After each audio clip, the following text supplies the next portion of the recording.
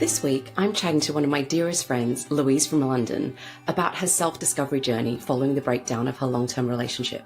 We discuss breaking free from limiting beliefs and societal expectations, finding your own rhythm on your healing journey, the importance of self-love, and being unapologetic and true to yourself. This episode includes discussions about mental health issues and contains some strong language. Listener discretion is advised. I'm your host, Duschanca, and you're listening to That Was the Moment I Decided to Get Me Back. My guest today is Louise. Louise is a child-free single in her early 30s living in London. Lou is a loving dog mum to Chewy, who you can see in the back there, and an environmental charity worker who's always learning about herself, the world around her, and how to best navigate it. Welcome, Lou. So happy to have you on. Thank you so much for having me. A pleasure to be with you. So I think let's just jump straight into it. So do you want to tell us about what life was like before your moment? Before my moment, I was just a bit lost. Like, I had gone through university doing a zoology degree thinking that that was what I was going to do for the rest of my life. I'd lived overseas, working in conservation and doing research and thinking that's the path that I was on for the rest of my life, and then came back to the UK, came back to reality, realised how difficult that industry is to A, break into and be a success in, and B, to earn any kind of a decent living wage in it. And so, spent periods of time unemployed, searching for the next job that was not going to fulfill me, but it had to pay the bills. And then eventually ended up moving to London with my then partner at the time. Just having a lot of mental health ups and downs, dealing with anxiety, depression, the remnants of an eating disorder, which is, intertwined with family life and parents, my mum in particular, which is quite a common thing, I guess, intergenerational trauma. But just trying to unpack those parts of me and still find my way through life as somebody going through their 20s. And so, you're told that you should be doing XYZ by the time you're 25, 26, 27, 28, and God forbid 30. Just not really knowing my place, not really having a handle on who I really was. And the thing about, and this is nothing against my ex-partner, because we're still very, very good friends, and he's a wonderful dad to Chewy, and I love him very much as a best friend. But I think we met at a very formative stage in our lives. We were 23 when we met. We were 30 by the time that we broke up. That's a huge number of years to go through a lot of changes, and to really sort of become an adult. And I think we lost ourselves in each other a little bit, and lost ourselves within the relationship, and became pretty much codependent on one another. And obviously with mental health struggles, he had those issues that just sort of compounded the issue. It made it worse. We just sort of became this amorphous blob of two people who were just nowhere and nobody. And I think it's also I think it's quite common as well, especially when you start a relationship at a younger age. It's what you're used to, it's what you know, and you just roll with life because, as you said, you become so dependent on the other person, because they become more than just your partner. They become your family, your best friend, your everything. So, and then sometimes that can become really unhealthy because the reliance on the other person is just, way too strong. And you don't know yourself at 23. Would you agree? No, absolutely not. Yeah. And before that as well, like, I'd had a couple of boyfriends before that who were like, 2-year relationship, 3-year relationship. So I'd kind of always been more or less in a relationship since the age of 16. So by the time I met Hal, I still hadn't been on my own as an adult in the world. And so, I just lent on him for everything, which, I mean, he was great for putting up with that for 7 years, but it's not fair, and it's not sustainable. And lockdown was the thing that sort of threw that into sharp relief, which I think happened for a lot of people.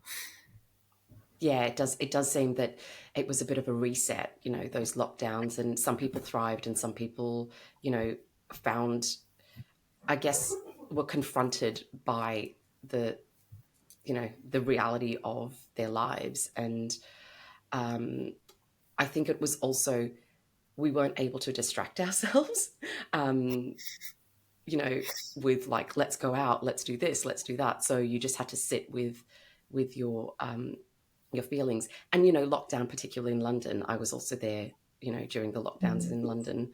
And yeah, they were tough. They were tough times, you know, not being, and they were long. They were long. Long, and they were in and they um, were out, and there was like no consistency. And yeah, I think, yeah, it's such yeah, a weird yeah, place to be locked down, like for such a huge city with so many people, and then yeah. suddenly you're alone. And yeah, Yeah. very weird. And we like, the thing that we loved about London was always having something to do, and then all of a sudden you can't do anything. um and so lockdown was a bit of a reset, or a bit of a time where you had time to reflect. Hmm. Yes, Yeah. yeah, definitely. With yeah, a lot of stresses from work as well. Like obviously we worked in the same place at that moment in time, um, so there was a lot of pressures that came with that particular place of work as Yeah. well. Um, and yeah, just you just had to confront yourself a lot more because yeah, you were, as you say, you didn't, literally didn't have anything to do, so you were just in your house with the same person, which happened to, yeah, be my ex-partner. And so yeah, you think about the future and what you actually really want out of life, and it transpired that what we wanted out of life was not necessarily each other, and that maybe we needed to, yeah, do a little bit of work on ourselves, do a little bit of, for want of a better phrase, finding ourselves, and yeah, Yeah. healing things, that wounds that had always been there, but yeah, we'd just sort of clung on to each other, and yeah, used each other as a crutch and been like, well, we'll be okay because this other person's here. But yeah, not really being able to navigate stuff on your own. Um, and yeah, differences in life as well that were brought up as well. So like, if I don't want children, for example, which was a big reason why the relationship ended. Um, and I think for a long time I was kind of kidding myself into thinking, oh well, maybe one day I will, or Mm. I'm sure if it's a family with him, then it'll be fine, it'll be okay. Yeah. Just because, yeah, a lot of fear wrapped up in that as well. Yeah. Like, I can't possibly depart from this person. Now I've been with them for so long, and it's what my family knows, it's what my friends know. We come together as a pair. Like, there's no way. Like, we have Chewy. Yeah. What will the And world implode if we yeah, separate? yeah. But also the whole, if we go back to the children thing, that's the whole like societal pressure of, you know, you're a woman, so you should have a family. And Mm. I know with my ex, I was the same. I was like, I really don't want to have children, but he really wanted them. And I remember like us saying, I'm just going to go off the pill and let's see what happens. Hmm. But I mean, thank God we broke up soon after, so I didn't fall Yeah. pregnant, because, you know, my life would be so different. But um, I think again, it's those societal pressures of, you know, Hmm. you're at this age now, you're in your 30s. Isn't it time to settle down and have some children? You know, Yeah. and then actually thinking about, hang on, do I even want children?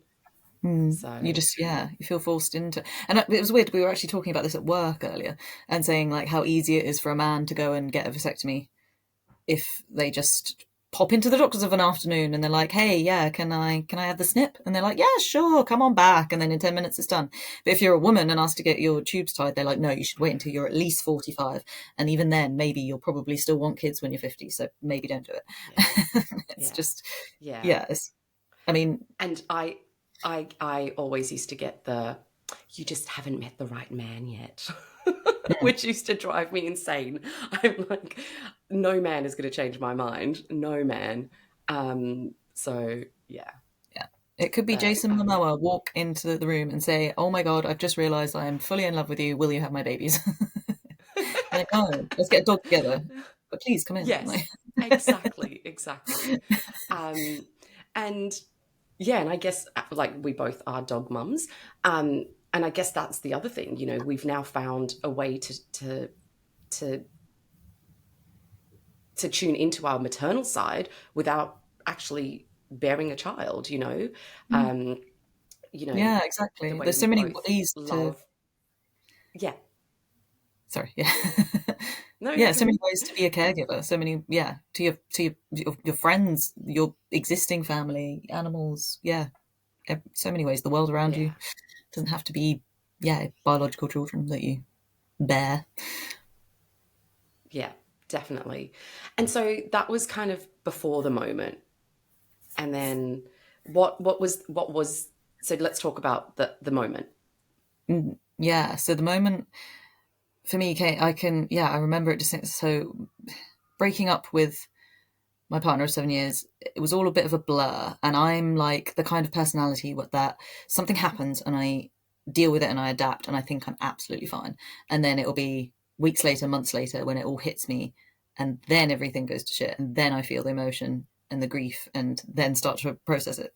So at that point, I had moved into a new place, the place here, this lovely place here, in a shared house, shared like warehouse, with five other girls, which I was like, this is amazing, this is great, like this is exactly the sort of like healing space I need to be in. And I was in a different room at the time because we move around rooms as people move out. This one's bigger. So I was below where I am now.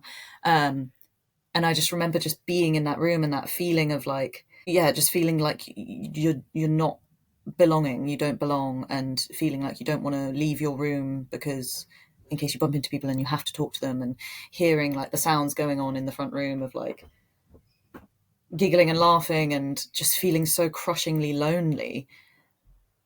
And then realizing like, well, why do I feel so crushingly lonely? Obviously because I've just been through a breakup. But like these girls are wonderful girls, and like this is now my oyster, this is now my chance to actually truly put myself out there and again, yeah, find myself and the things that I want to do and the person that I really am without this other person attached to me. And so it was, yeah, it was a weird moment because I felt horrible, but then after that moment I was like, well, fuck yeah, let's go do this, let's go get me back. Or yeah, Yeah. not even back, like for the first time, get me. um Yeah. and yeah, and it's been it'll be 2 years in like a couple of weeks since that moment, and it's been honestly the best 2 years of my life. I Yeah. am the happiest I've ever been. I'm the most content I've ever been. I know myself better than I ever have done, and the group of girls who I was, anxious and sort of scared to go and sit with in the living room are my best friends. And yeah, it couldn't have Yeah. been better from that sort of Um moment of realization.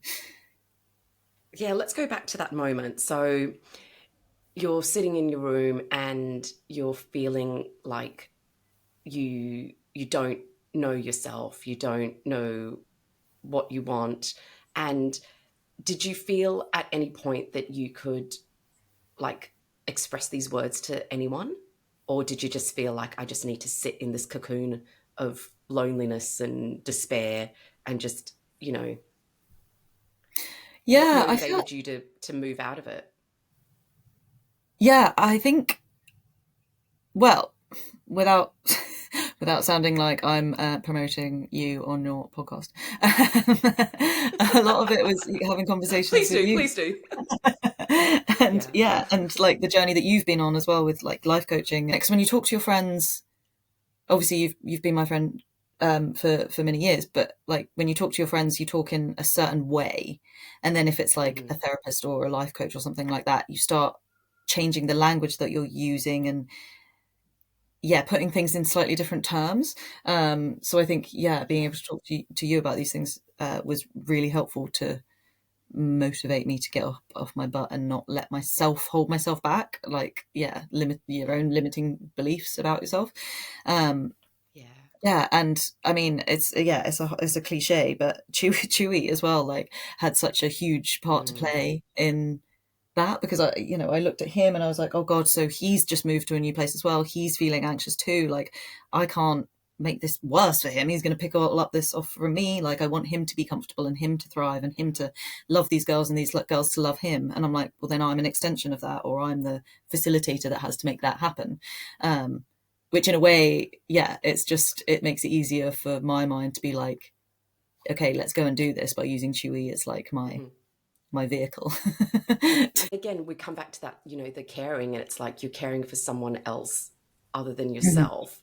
And, um, that can be so rewarding, and obviously it's helped you to get out, especially when you have a dog, right?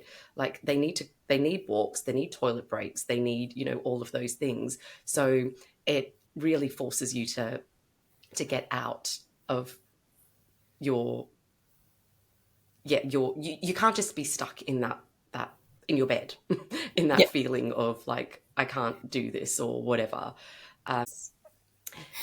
So now tell us, like, so you came to this realization where you needed to get to know yourself and things like that. And how did you go about it? What kind of, were there books that you read? And, we talked about, like, we had lots of conversations as, uh, Lou was a practice client for me while I was doing my life coaching stuff, which was amazing.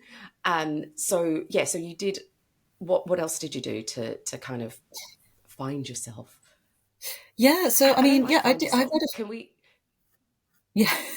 Sorry, I was just going to say, can we not say find yourself? Because I feel like you're there, right? But it's like it's rediscovering yourself, or like, Yeah. yeah, it's because you've always had yourself, but I guess it's like it's a journey of rediscovery, of Yeah. self discovery. Yeah. Yeah. Yeah. So Yeah. tell us what did you do? Yeah. So yeah, I did read some books, on like attachment theory and stuff like that. And obviously the sessions with you helped, and a therapist who one of my flatmates is friends with as well. So it's sort of like those avenues were definitely part of it. But for me, um, it was the physical side of things. So when I say that, I mean like meditation, yoga, and running. Running was a huge thing for me. And yeah, I ran the London Marathon earlier this year, and I'm going to run another marathon next year, and I'm going to continue that on because the running for me is like meditation. Hmm. Yeah, Yeah. and that really just helps focus my mind and just makes me feel very. I'd say it makes me feel small, but not like small in a bad way. Like small as in like I'm this small part of something so much wider and so much bigger. And when you're running and This you're listening to universe. Yeah. yeah, exactly. Yeah. You're concentrating on your breathing and the sounds of your footfall, but then, oh, there's birds and like, yeah, and there's water and there's a heron there. And, it just, yeah, connects you back to what is actually around you. And yeah, the sort of sways of the universe, if you like. Yeah. So Yeah, that for me was the main definitely. thing. Yeah. The physicality, the physical side of things, and just listening inward a little bit more, living in the yeah, being in that moment and appreciating that moment, and yeah, actually taking the time to feel things as well, because I think Mhm. maybe that's a sort of symptom of the society that we live in as well, is just trying to brush away the emotions that we're feeling, um, even good ones. Even if you're like absolutely ecstatic and elated about something, then you kind of feel like you have to like downplay that a little bit and not be too over the top. And then the same if you're feeling like awfully sad, you can't cry in public, God forbid. Yeah, and if you're angry about something, don't be angry about it. Or like, yeah, if a breakup has made you Yeah. sad, like don't be sad, get over it. Like, yeah, and just learning that it's okay to feel those feelings, um, and it's healing to feel those feelings. Like, feel it, Yeah. and then you can move on from it. Whereas if you just keep pushing it Release it. down, it's always Yeah. just going to bubble back up Hmm. again. Um, Yeah. yeah, Yeah. Or it comes back as, something different, whether that's a physical symptom or, something more mental. It doesn't go away. You need to actually acknowledge it. But and so back to the journey that you've been on. How has life changed for you since that moment? so if you're like from the outside looking in, not a lot in terms of like location, situation. Like, I still have Chewy, I still live in the same place, I still, more or less have the same friends and the same job, but it's inward. Like, I Mm. like, full disclosure, like, I am still on medication. I still take SSRIs, antidepressants, but I am in a much better place mentally than I ever have been. Like, I have not had the low lows that I had, um, over lockdown and preceding lockdown. I'm much more at ease within a crowd of anyone. People I've met before, people I haven't met before. I'm saying yes a lot more to lots of things. Just trying lots of new things as well, and not being scared or ashamed to be bad at those things, or to not like those things and not carry those things on, because that's cool too. Like, hey, if you go to a clay pottery class and you make a blob and it's not for you, then that's fine. Like, the next day you might go to a life drawing class and that's a lot better and that's more up your street, and that's cool too.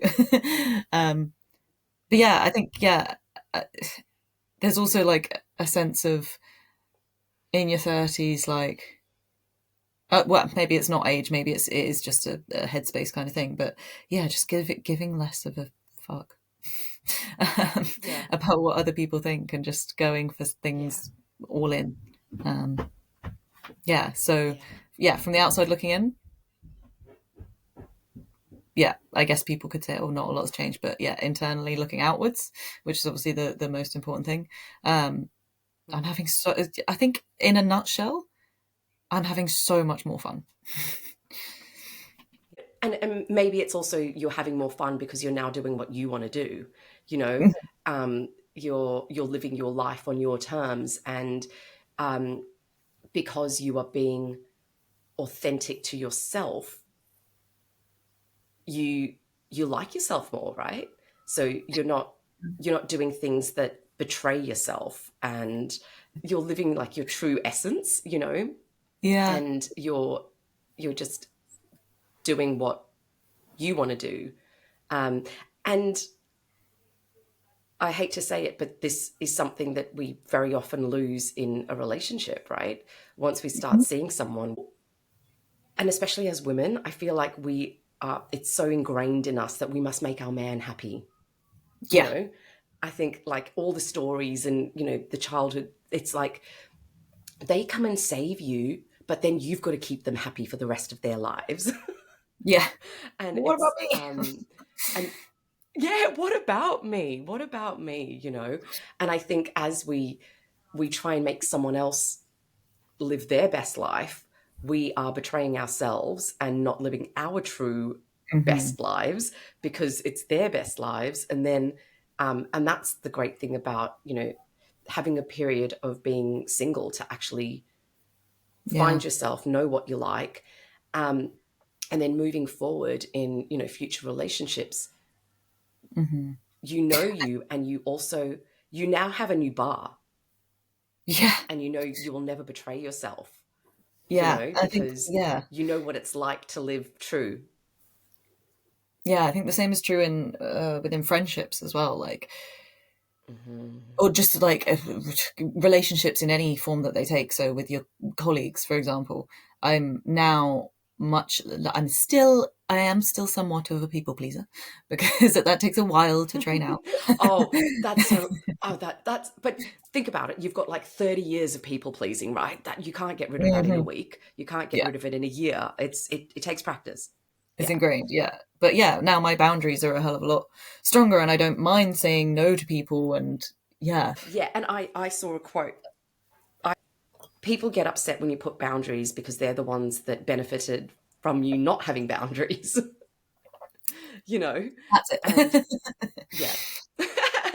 And I think that's why, yeah, that's why people get upset. But then you can, like, I feel like, when I say no and when I put boundaries up, I, I'm so proud of myself, and I can feel like my inner essence going, yeah, yeah, that go because I'm being true to myself. Yeah. And talking about friendships and relationships, I think very often we can find that, just like in like a romantic relationship, you stick around with the people because they've always been around, right? Like Yeah. you've been friends for 6 years, so you're always going to have to be friends. And it's like um, that can be a bit tough as well, because you can change yourself to fit that friendship, Yeah. and um, and lose yourself a bit in that friendship. Hmm. Yeah. Yes, I think so. Um, yeah, the guys. So taking like my long-term ex out of the equation because he's a wonderful person. Um, but He yeah, all the is. He guys. really, really is. Yeah, he's the best dad. Uh, um, but yeah, the guys before him were very much a product of my insecurities and my just gravitating towards a big brash personality who I thought could, I guess, be like a shelter for me, like an umbrella for me, who was a very Mm, like shy teenager who didn't feel like I really fitted in anywhere. I was very insecure. Yeah, lots of issues going on, as many young girls do. Um, but yeah, I kind of, I guess, used them as shields. And I just, thinking back on it, like, didn't really like those people. Like, why did I get into a relationship with them? But yeah, now, yeah, definitely attracting different kinds of people, and yeah, ensuring that we align on the values that are really, really important in my life. Like, yeah, it's not about money, it's not about looks, it's not about what job you have, all of those things. It's about like, yeah, like, are you a humanitarian? Do you really care about people? Like, yeah, do you always like fight for the underdog? Like those things that are really important to me.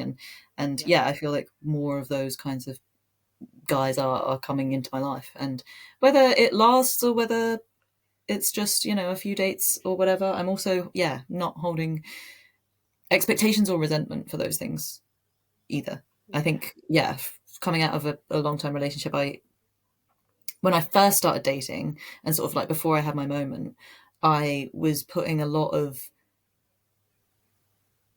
like leftover emotion from my relationship onto these new dates, and like putting far too much expectation on them, treating them like my previous partner, which is completely unfair. Mm. And it's just not the way to go about dating. Yeah, so yeah, I've learned to not do that as well, and treat everybody as, yeah, the individual that they are. Um, yeah.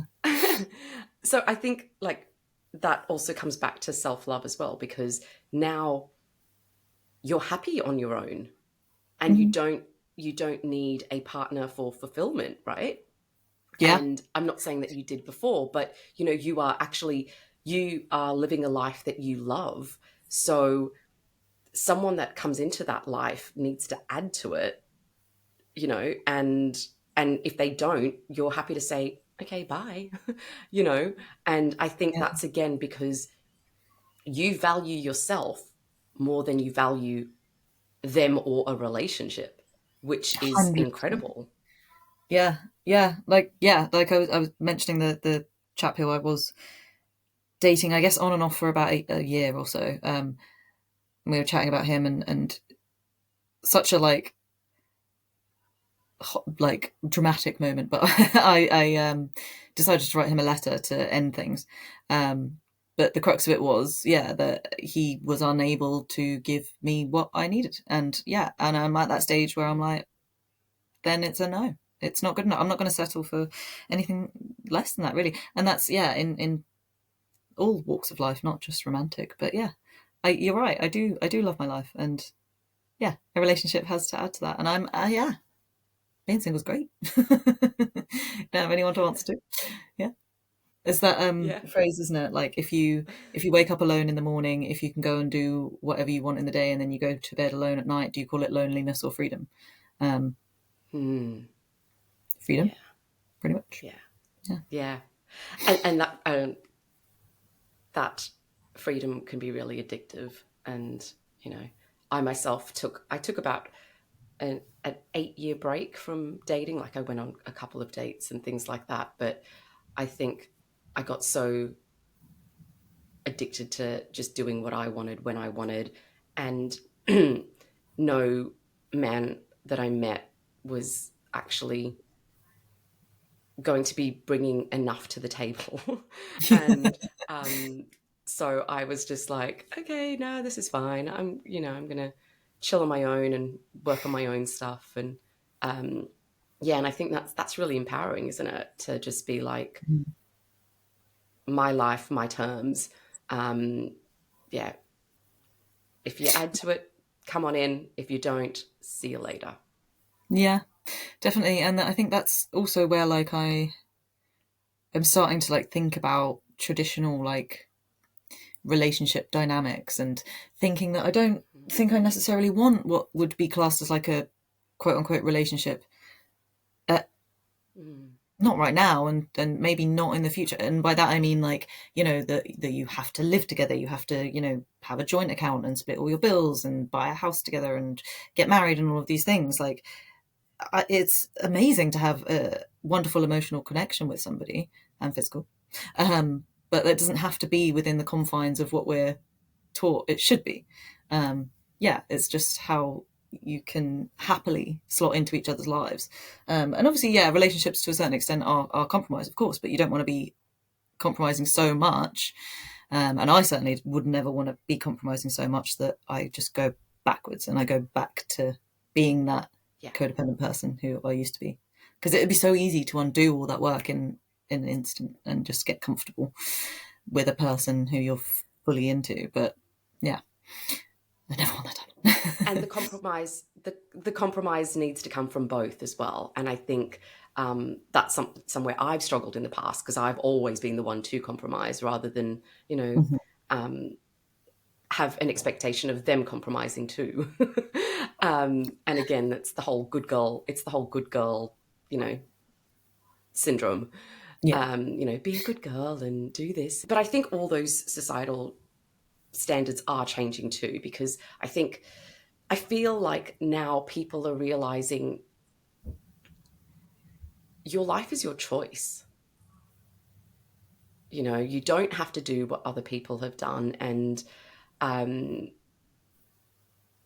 you can choose to have it how you want it,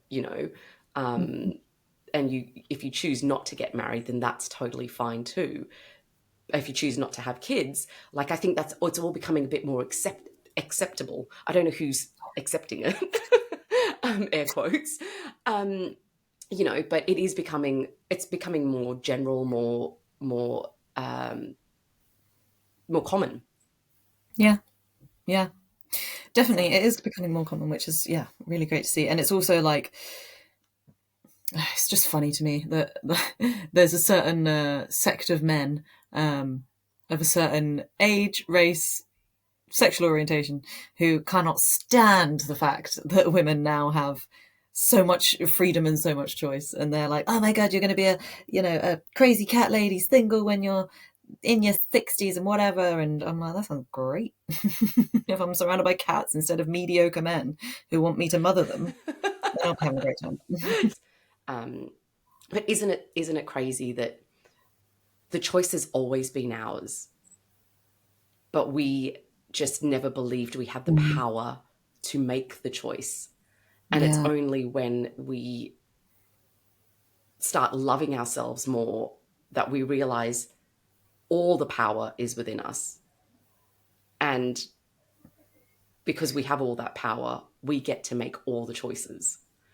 But it takes that discovery, that the painful path of self-discovery to get to that point.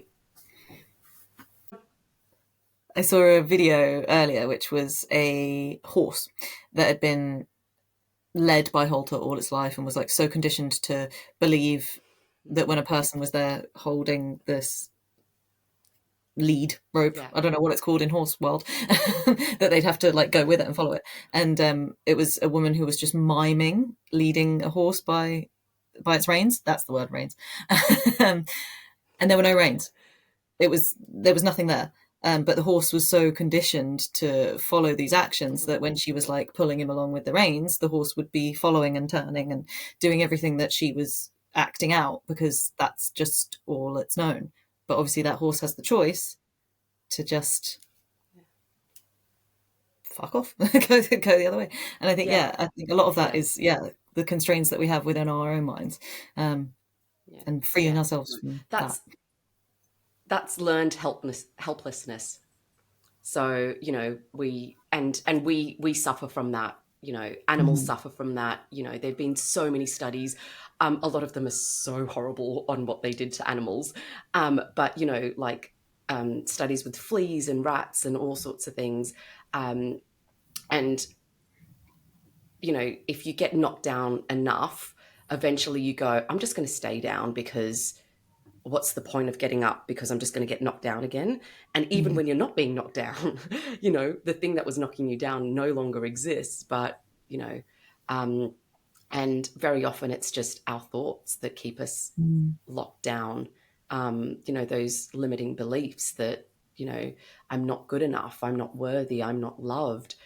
But we're the ones that have put those thoughts into Mhm. our brain, and we're the only ones that can get those thoughts out of out of our daily lives. And I think it's also like a constant practice, because life is never going to be smooth sailing, rainbows and butterflies. There's always going to be things that come up, and we've just got to remember what we've learnt to be able to navigate through those things, and always be able to come back to the power is mine. Mm. It's within me. It's always been within me. So, what kind of pearls of wisdom would you give to someone who has is perhaps feeling like you were feeling before, that moment that you decided to change everything? What would you say to them? Just thinking what I would say, to a younger me. It's such a cliche, and it's so unhelpful, um, really, when you think about it. But like, it gets better, um, Yeah, if you want it to get better. And I think that's the crux of it. If you want it to get better, um, making the choice for it to get better, and just thinking back to like all of your worst days that you've had so far, you've got to this point now. So just keep fucking going. And look at all. I think like talking is an incredible tool. Like, if anyone's feeling awful about their life situation or down about any particular situation, and they look around and think, oh my god, there's her over there which isn't experiencing that, their life looks amazing, like they have no problems, blah blah blah blah. Once you actually talk, you realize that you've got so much in common with everyone around you of the things that are going on in your head. um, so as much as you can talk, and you'll realize that everyone's going through similar struggles, and there's always somebody there who you can reach out to. um yeah it's not really one piece of advice, but No, no, no. That's great advice, and I think you're so right. And we can so we can feel like we're the only ones that feel this loneliness. We're the only ones that feel unloved. We're the only ones that don't feel worthy. And you know, and also everyone wears a mask, right? So you look at someone and you go, wow, she's so beautiful, she's this, she's that, she's got this perfect life. But no one knows what's going on, inside. And it's going back to what you were saying earlier, like someone looking from the outside would not see that your life has changed very much, because all the work's happened on the inside. yeah. So I think that's wonderful advice. Mm. And okay, so one final question. If there was one word that you could be remembered by, what would it be? Oh, that's really hard. What was the first thing that came to your mind? The first thing that came to my mind was unapologetic, Yes. but Oh, love it. Love it. Yeah. Yeah. And I feel like old Lou, because Mm. I knew old Lou, and I now know new Lou. I feel like old Lou was apologetic. Yeah. Couldn't get enough You of the were word always sorry. apologizing for things. Yeah. But now I love that new Louise unapologetic. I love that. That's amazing. Any final thoughts you'd like to share with anyone, with us? Gosh, I think, just find your rhythm as well. Like, keep talking, don't give up, keep going and find your rhythm. Like, for me, like I said earlier, for me, meditation was running. And, your therapy or your meditation or your version of healing is always going to be different to somebody else's. It's always going to look personal to you. So also, with this whole like wellness culture, there's the danger, I guess, to fall into the trap of not feeling like you can't fit those molds or you can't do those things that are prescribed within wellness culture. But also, healing is personal. Everybody's journey is different, and find your own rhythm and take your time. I love that. That's amazing. It has been so wonderful having you on today. Thank you. It's been an absolute pleasure to be on, and as always, it's been wonderful to speak to you in depth and about all these different subjects. Thank you. Thanks so much for listening. I hope today's conversation inspires and empowers you to know that no matter your current situation, your life can change too. All it takes is a moment. And if you enjoyed this episode, don't forget to subscribe, rate, and share it with a friend. If you would like to share your own moment, see the link in the show notes. Until next time, be present in each moment, because you never know when your moment will arrive, or when you have the gift of being a moment for someone else. Take care.